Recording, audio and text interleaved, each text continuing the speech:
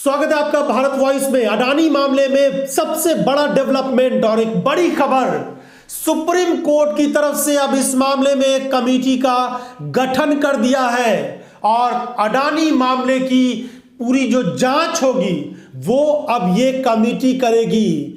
2 महीने के अंदर इस कमेटी को जांच रिपोर्ट सौंपने को कहा गया है और दूसरी तरफ सेबी भी अपनी जांच करेगी। 2 महीने के भीतर वो भी अपनी रिपोर्ट सुप्रीम कोर्ट में सौंपेगी। ये बहुत बड़ी खबर है अडानी मामले से जुड़ी हुई। 24 जनवरी को हिंडनबर्ग की रिपोर्ट आने के बाद पूरे देश में भूचाल मच गया था और अडानी ग्रुप के शेयरों में भारी गिरावट आनी शुरू हो गई। दूसरे स्थान पर रहने वाले गौतम अडानी अब 30वें स्थान से भी नीचे लुढ़कते जा रहे हैं और ऐसी स्थिति में विपक्षी पार्टी और खास करके कांग्रेस पार्टी ने इस मुद्दे पर विपक्ष को एकजुट करके अडानी मामले पर जेपीसी की मांग की थी। संसद के अंदर इस बात को लेकर लगातार हंगामा चलता रहा और बजट सेशन के दौरान जबरदस्त हंगामा हुआ, लेकिन इसके बावजूद सरकार की तरफ से जेपीसी का गठन नहीं किया गया।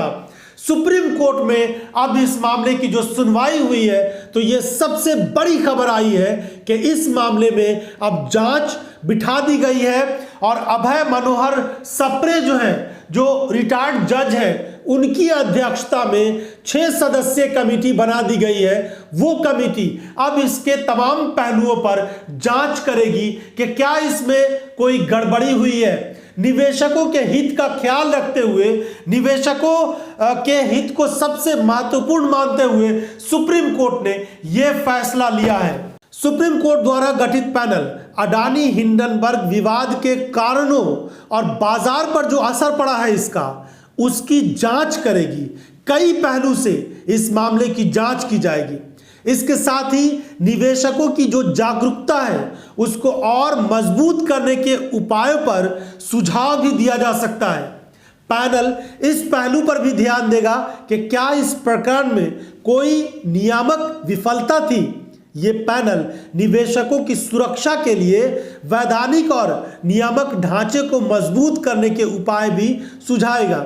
इसके अलावा मौजूदा ढांचे की कमियों पर भी गौर किया जाएगा। मगर इस मामले में जब ये रिपोर्ट आएगी तो क्या अडानी के बारे में जिस तरह की बातें विपक्ष के नेता कह रहे हैं कि सरकार की तरफ से अडानी की कंपनियों को फायदा पहुंचाने के लिए नियम, कायदे और कानून को ताक पर रखा गया और प्रधानमंत्री नरेंद्र मोदी पर राहुल गांधी सीधे तौर पर हमलावर होते हुए कहते हैं कि अडानी को फायदा पहुंचाने के लिए प्रधानमंत्री नरेंद्र मोदी ने निजी तौर पर काम किया। मित्र काल के दौरान में मित्र को फायदा पहुंचाने के लिए खूब काम किए गए। 2 लोगों की सरकार और 2 लोग इसके लिए काम कर रहे हैं। इस तरह के बहुत सारे आरोपों के बीच ये बड़ी खबर कि सुप्रीम कोर्ट अब इस मामले की जांच करेगा। तो क्या सुप्रीम कोर्ट से इस मामले में आगे क्लीन चिट मिल सकती है? इस तरह की बहुत सारी चीजें पहले भी आ चुकी हैं, या फिर इस मामले में वो तथ्य, वो सच्चाई सामने आ पाएगी कि क्या इस मामले में गड़बड़ी हुई है, निवेशकों के पैसों के साथ गड़बड़ी की गई, LIC और SBI जैसी संस्थानों को कमजोर किया गया है। ये सारी चीजें जांच के बाद ही पता चल पाएगी। लेकिन इस समय बड़ी कामयाबी विपक्षी नेताओं के लिए यह है, खास करके कांग्रेस पार्टी के लिए, कि उसकी जो मांग थी उसके अनुसार अब सुप्रीम कोर्ट इस मामले की जांच करेगा। राहुल गांधी लगातार पीएम मोदी पर अडानी मामले को लेकर हमलावर होते हुए नजर आते हैं। यह भी सवाल पूछा, यह भी पूछा कि भैया एक बात बताइए, राहुल जी बताइए हमें कि अडानी जी का जो नेटवर्थ है वो 3 साल के अंदर, नहीं सॉरी 2014 से लेकर 2022 तक ये $8 बिलियन से $140 बिलियन कैसे हो गया? कैसे हुआ? मोदी है तो मुमकिन। ये 2014 में अगर आप दुनिया की, मुस्कुरा रहे हैं आप,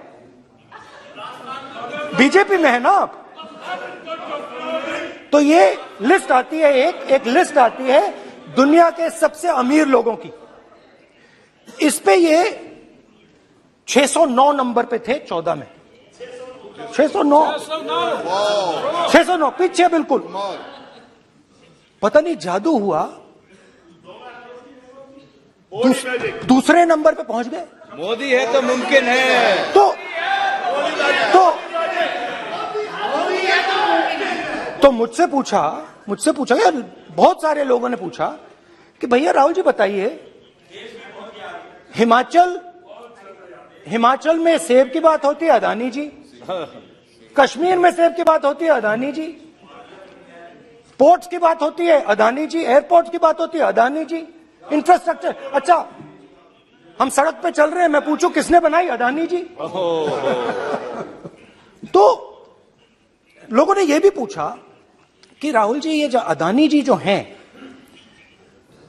इनकी सफलता कैसे हुई? ये इतने बिजनेसेस में कैसे घुस गए? इतनी सफलता कैसे प्राप्त हुई? और सबसे जरूरी सवाल, इनका हिंदुस्तान के प्रधानमंत्री के साथ क्या रिश्ता है और कैसा रिश्ता है?